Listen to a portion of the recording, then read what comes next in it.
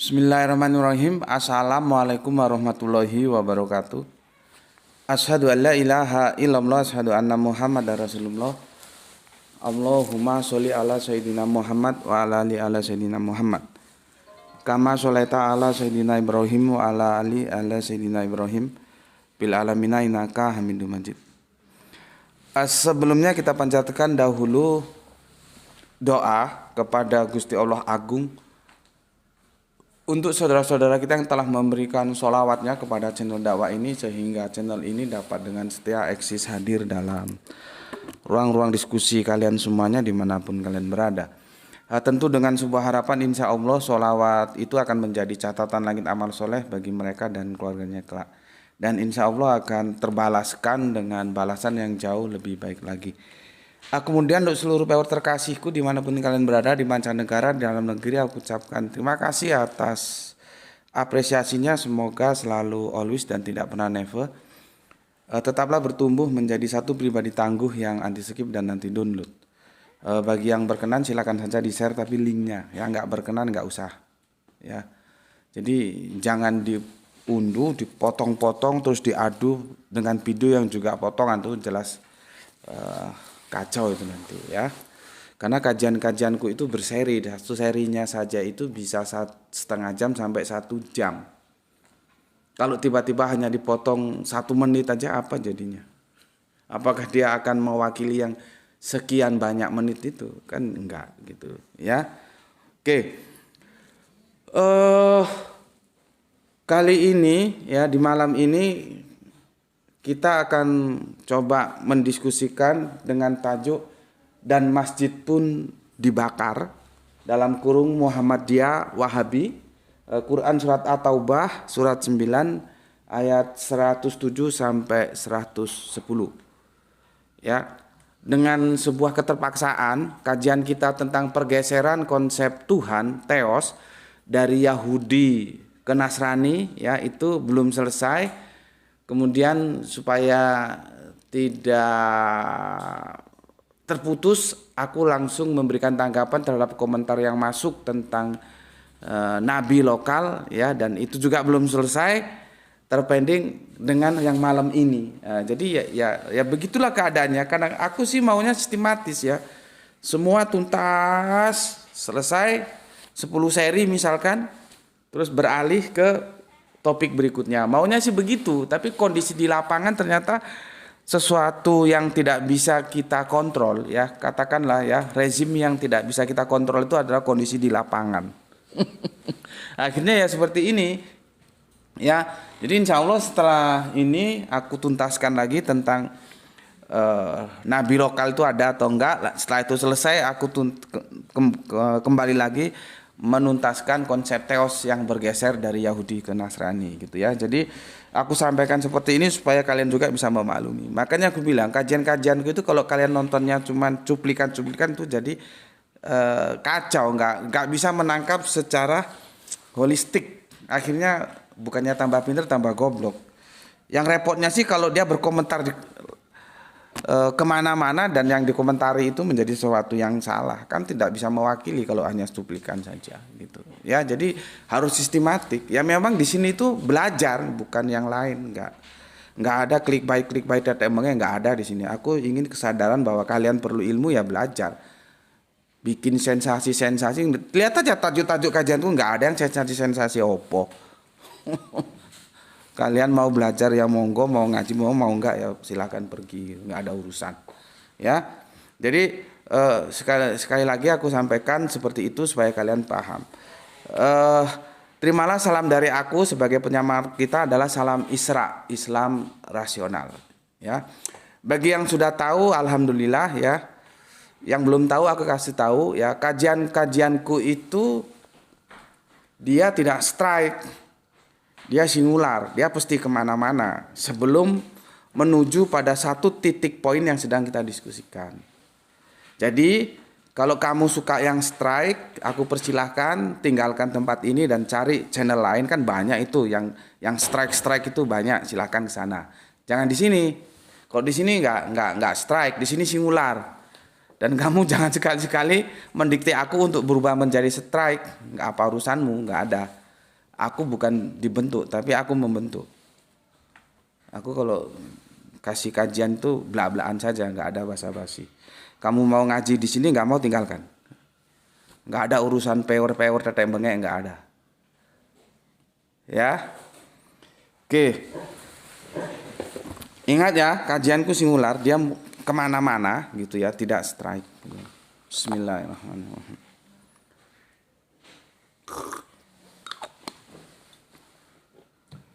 Aku akan putarkan dulu satu video ya, yang kalian mestinya tahu karena ini sudah di Aceh. Ini satu contoh sudah saja. viral. Masjid kami dibakar oleh sesama Muslim yang mengaku aswaja atau tradisional. Dan isu yang diangkat adalah Muhammadiyah Wahabi. Padahal Muhammadiyah bukan Wahabi. Tetapi kami juga berpandangan Wahabi di Indonesia itu kan tidak merusak. Jadi kalau memang Wahabi itu bertentangan dengan hukum dan keagamaan, baru itu menjadi tindakan hukum. Perbedaan paham biasa. Tetapi kami paham juga bahwa tindakan-tindakan kekerasan itu dilakukan oleh kelompok sosial yang masih belum akil balik, kira-kira itu. Nah, disitulah yang dewasa harus paham. Nah, dengan contoh ini maka membangun pusat-pusat keunggulan menjadi sangat penting. Di Aceh ini satu contoh saja. Masjid kami dibakar oleh sesama Muslim yang mengaku aswaja atau tradisional. Dan isu yang diangkat adalah Muhammadiyah Wahabi. Padahal Muhammadiyah bukan Wahabi. Tetapi kami juga berpandangan Wahabi di Indonesia itu kan tidak merusak. Jadi kalau memang Wahabi itu bertentangan dengan hukum dan keagamaan, baru itu menjadi tindakan hukum. Perbedaan paham biasa. Tetapi kami paham juga bahwa tindakan-tindakan kekerasan itu dilakukan oleh kelompok sosial yang masih belum akil balik, kira-kira itu. Nah, disitulah yang dewasa harus paham. Nah, dengan contoh ini maka membangun pusat-pusat keunggulan menjadi sangat penting. Di Aceh. Udah jelas ya. Ini ya yang sedang kita diskusikan. Yang tolong Moka diselesaikan dulu yang. Dia masuk kamarku. Moka masuk kamarku tolong. Diambil dulu. Jadi nggak konsentrasi. Membangun konsentrasi itu sesuatu yang sulit ya. Jadi kadang-kadang aku juga perlu suasana yang itu tidak terganggu gitu ya. Cuman kadang-kadang ya terganggu juga ya, aku perlu sekedar sekian detik atau menit untuk mengembalikan konsentrasi. Taruh sana, Moka taruh depan, itu pintunya ditutup biar nggak masuk kamar. Ini kucing kesayanganku lagi birahi, jadi sering keluar dia. Kucing jantan. Oke, kita mulai ya. Itu pernyataan yang sangat-sangat excellent, sangat-sangat istimewa dari Bapak kita, Ketua Umum Muhammadiyah, menanggapi tentang dibakarnya Masjid Muhammadiyah di Aceh ya, dengan teduh, dengan diplomasi yang bagus ya, tidak harus dengan sesuatu yang sumbu pendek ya. Ya memang background beliau ini, Pak Haidar ini dosen, setauku dosen beliau ya. Jadi sangat arif. Biasanya orang bilang arif dan bijaksana. Ya.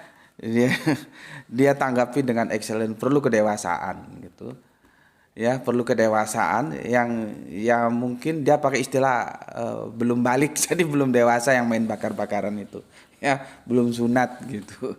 Kalau kerangka berpikir keberagamannya sudah dewasa, itu tentunya ya tidak demikian. Perbedaan itu suatu sunatullah dan bisa dibicarakan dengan baik-baik, mengapa harus main bakar-bakaran gitu ya.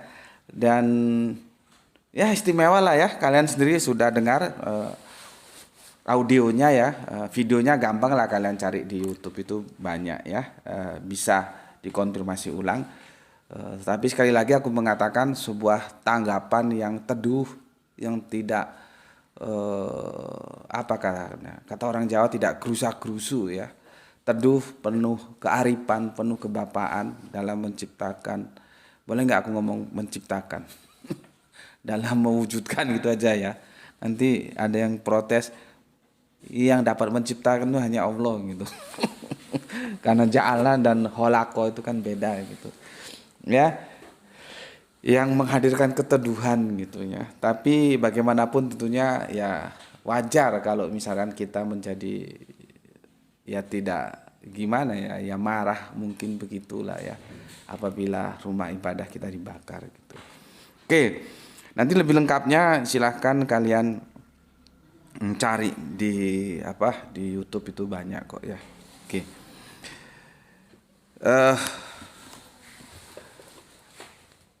Aku akan jelaskan begini. Kalian masih ingat toh beberapa waktu lalu kita membahas tentang pembakaran atau pengerusakan gitu ya. Bukan pembakaran, pengerusakan itu ya. Sebuah rumah yang disangka rumah ibadah ya, disangka gereja, dan berita sudah terlanjur begitu, akhirnya dikonfirmasi ulang bukan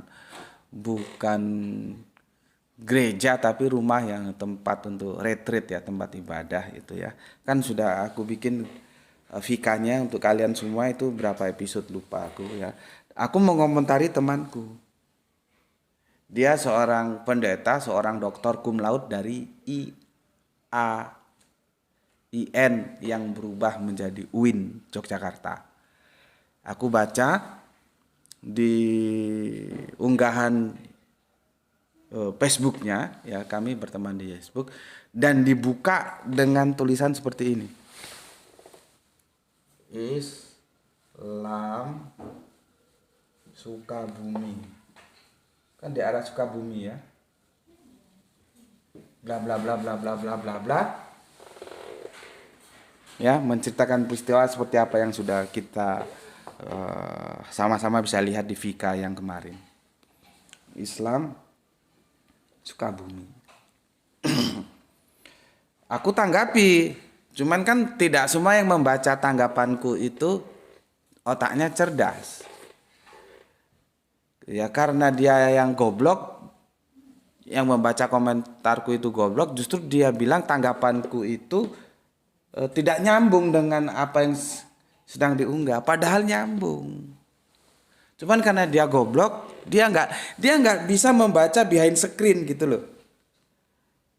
Apa pesan di balik teks? Ini ada teks, di balik teks ini orangnya mau pesan apa? Si pembaca itu ada dua temanku ya, teman Facebook gitu ya, yang tidak mampu membaca pesan di balik teks dari tanggapanku terhadap ini. Jadi dia bilang menyimpang, jadi lain yang disampaikan, lain yang ditanggapi begitu ya. Padahal nggak begitu ya, cuman karena dia nggak paham aja. Karena aku menanggapinya begini, bahwa para sejarawan itu menulis itu yang menjajah Indonesia itu Belanda.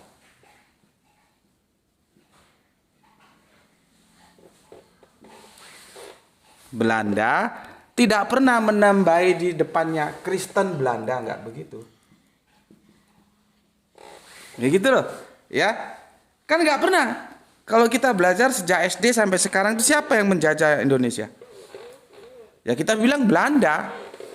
Kan kita nggak bilang Kristen Belanda kan gitu. Kita tidak berusaha memframing bahwa Kristen itu penjajah, nggak begitu. Meskipun faktualnya penjajah itu Belanda itu agamanya Kristen. Nah ini teman kita ini, yang pendeta ini, yang mengklaim dirinya sebagai santri Kristen karena memang cum laude dan dia belajar di UIN gitu ya, doktor dia dan dosen sekarang. Sehebat apapun orang, meskipun sudah doktor, meskipun cum laude, itu otaknya bisa saja termakan oleh Informasi apalagi sekarang dunia maya ini informasinya itu sudah nggak karu-karuan. Kalau nggak hati-hati termakan. Seperti dia kan sudah terkena Islamophobia. Kenapa kok harus ditulis Islam Sukabumi? Stressing pointnya kan di Islam ini seolah-olah mau merusak rumah ibadah. Kenapa kok nggak masyarakat Sukabumi saja? Ternyata setelah investigasi terakhir, bukan umat Islam, provokasinya itu Pak RT sama Pak Polsek. Kan bukan umat Islam. Terus bagaimana pertanggung jawabnya atas unggahan dia di Facebook? Ini yang kita bahas dalam framing kemarin. Seperti ini, kita tidak perlu memframing Belanda itu dengan menambahkan kata Kristen Belanda menjajah Indonesia sekian ratus tahun. Kan tidak perlu dan memang tidak pernah. Gitu loh.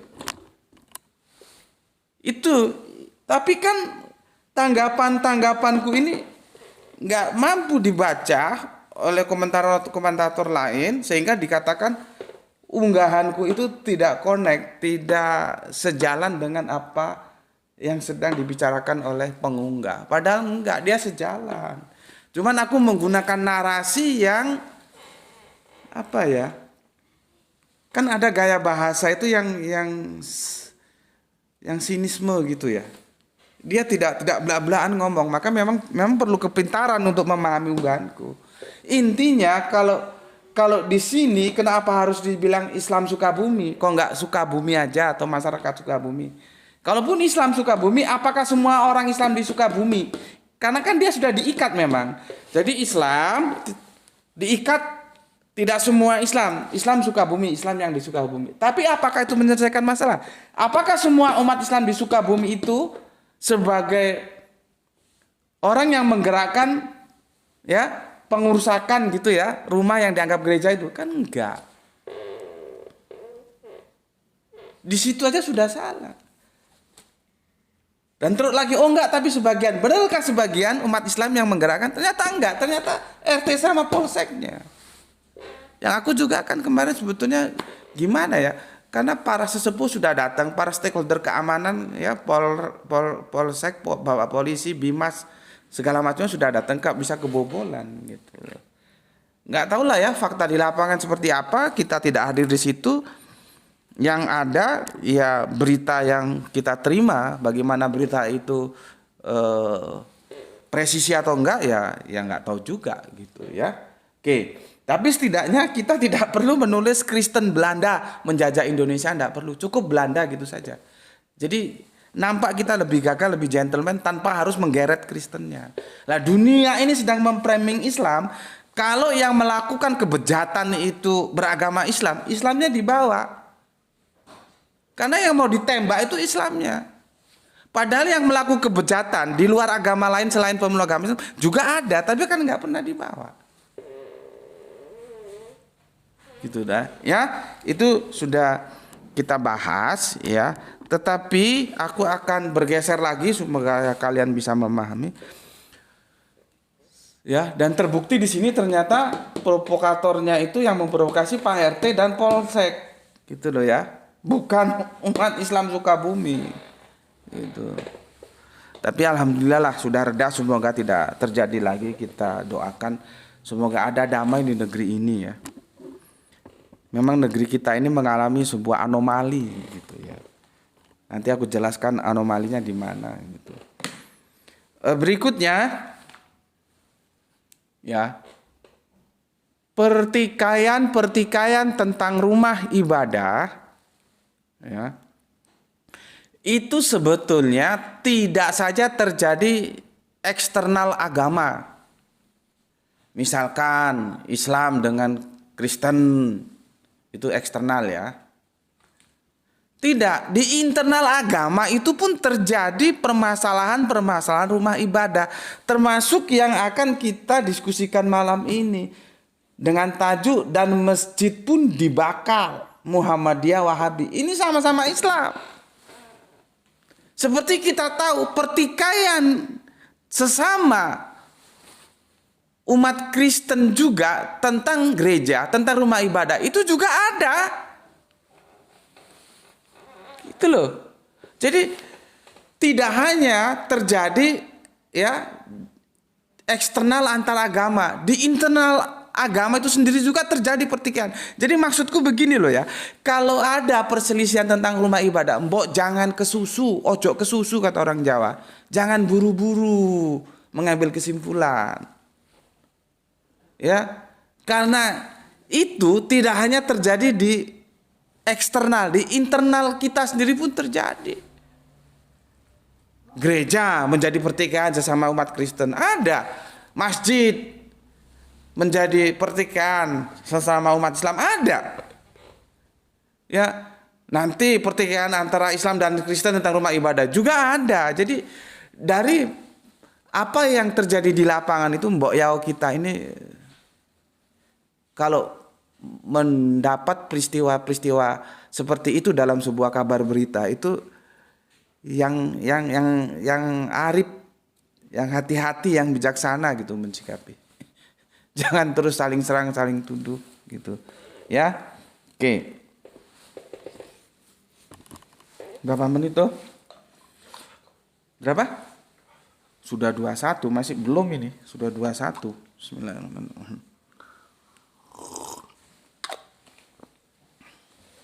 Oke.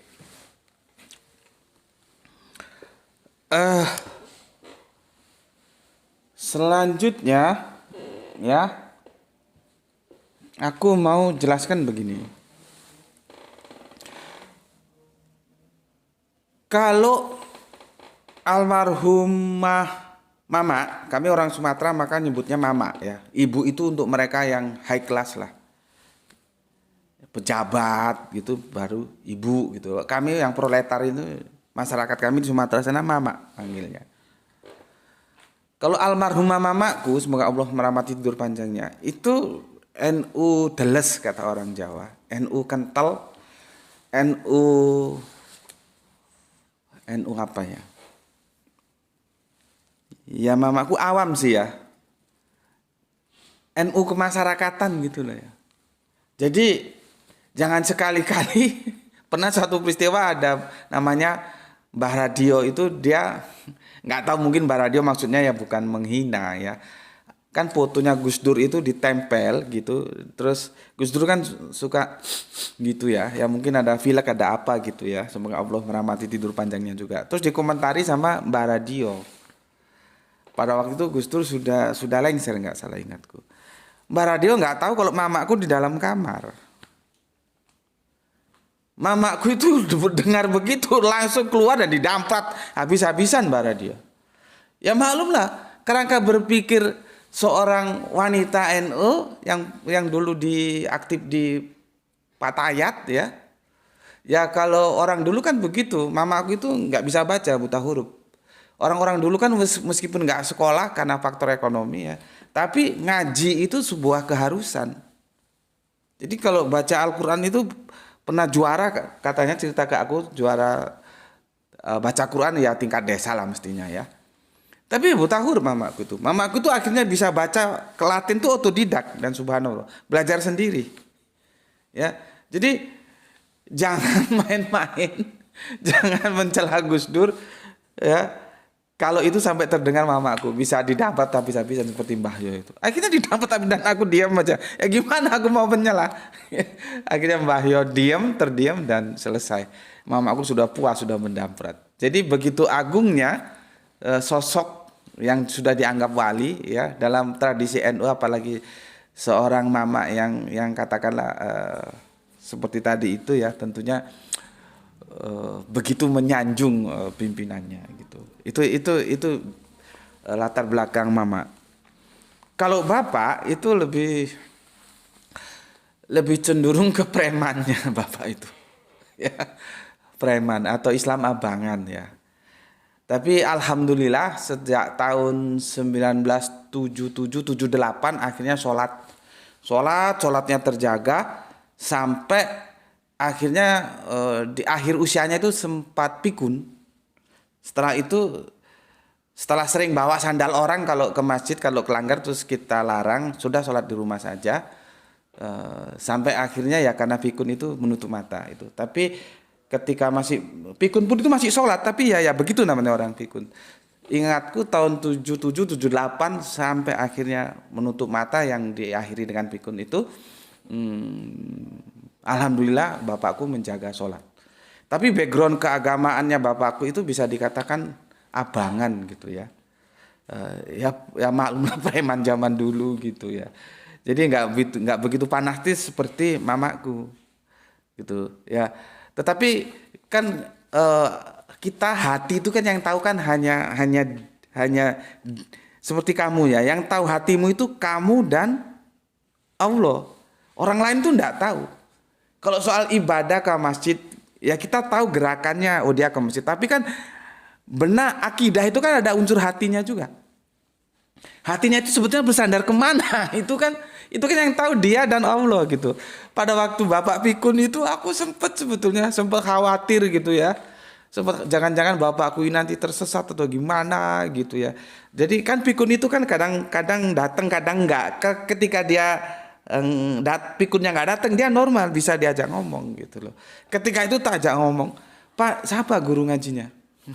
Terus dijawab Haji Nawawi. Alhamdulillah Gusti Allah aku.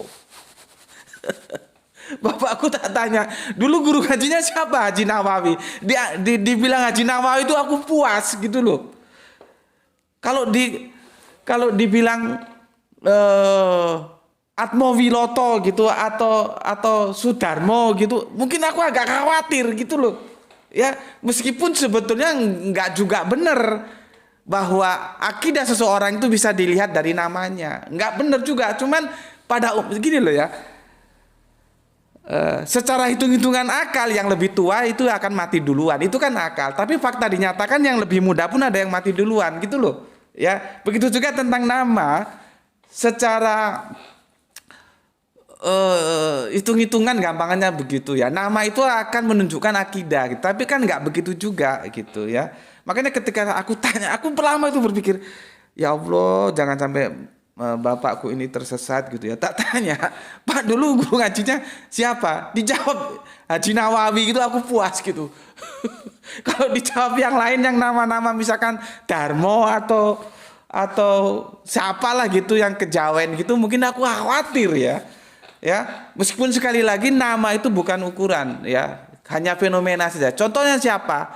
Kita sebut satu nama Sekar Marji Marijan Kartosuwiryo yang disingkat menjadi Kartosuwiryo ya. Sekar Marji Marijan Kartosuwiryo nama lengkapnya itu. Kalau kita dengar namanya itu otak kita langsung ke Jawa, langsung ke Jawen. Padahal tidak. Bagaimana Islam itu mendarah daging, di dalam daging, darah dan tulang kehidupannya. Sampai-sampai dia akhirnya bermimpi, sebetulnya itu tidak semudah menjelaskan apa cerita kita waktu kita masih sekolah, nggak seperti itu tentang negara Islam Indonesia, nggak sesederhana itu, ya kan mereka itu kan satu guru berguru dari Bung Karno, Kartosuwiryo dan satu lagi Semaun, satu guru berguru di Penele Surabaya, gurunya Haji Omar Said Cokro Aminoto. Yang dalam perspektif Jawa tunggal guru CJ penemu. Gurunya satu tapi jadinya otaknya beda-beda. Yang Soekarno lebih cenderung ke nasionalis, yang Semaun ke komunis. Akhirnya Kartosuwiryo Islamis. Satu guru itu beda-beda. Ya makanya gue yang kalau ditanya apa yang paling tidak lu suka dari Bung Karno, gue jawab ketika dia menandatangani eksekusi Kartosuwiryo. Mbok ya jangan dieksekusi ya, dihukum seumur hidup gitu loh. Karena apa? Itu temannya mimpi ya tentang Indonesia yang indah ketika mereka masih sama-sama mondok di rumahnya Haji Omar Said Cokro Aminoto, tidur dengan satu bantal.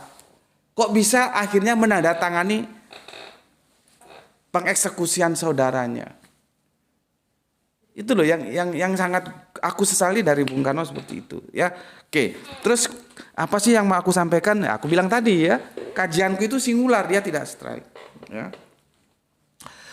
Jadi kita tahu ya, Sekar Marji Marijan kalau dilihat tuh kejawen tapi Islamnya nggak perlu diragukan lagi ya. Oke. Bapakku begitu mamaku begitu, aku beda. Ya, aku beda. Aku hidup dalam era yang berbeda, ya. Kalau bapakku latar belakangnya dunia-dunia premanisme dulu ya, ya begitu itu ya, zaman-zaman pemberontakan, Islamnya Islam abangan. Kalau mamaku yang memang deso, ya, Islamnya Islam NU yang fanatisme berat seperti tadi itu, aku lahir dalam suasana yang lain. Aku bersahabat dengan semua kelompok Islam, tapi memang secara sosial aku lebih dekat ke Muhammadiyah. Ini dua anakku, Graito, Ranti itu semuanya aku masukkan ke sekolah Muhammadiyah. Ya. Tetapi aku sendiri seperti aku ini sekarang ini nggak pernah punya kartu Muhammadiyah, anggota Muhammadiyah. Dulu pernah waktu ngurus bareng-bareng berkali-kali aku tanya kartuku mana, sampai aku takut sama yang ngurus kartu, takut dia nggak punya alasan lain, ya, kok alasan ini, alasan itu, alasan ini, sudahlah nggak aku tanyakan. Jadi aku nggak punya kartu Muhammadiyah dan aku nggak ada masalah sih ya. Memang ada yang mau nguruskan, nanti kok saya mintakan gitu. Oh nggak usah gitu. Bagiku Muhammadiyah kan nggak diukur oleh selembar kartu anggota gitu. Ya.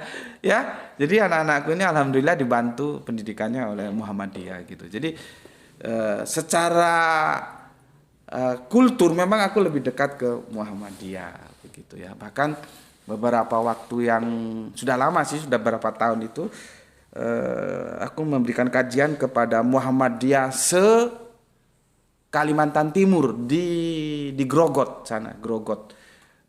Jadi dari Balikpapan tuh naik speed lagi gitu ya. Itu Kalimantan Timur. Dan kalau di sini kan kalau Muhammadiyah itu ada kaderisasi mubalik Muhammadiyah itu ya. Aku juga dulu diminta untuk memberikan kajian tentang comparative religion dan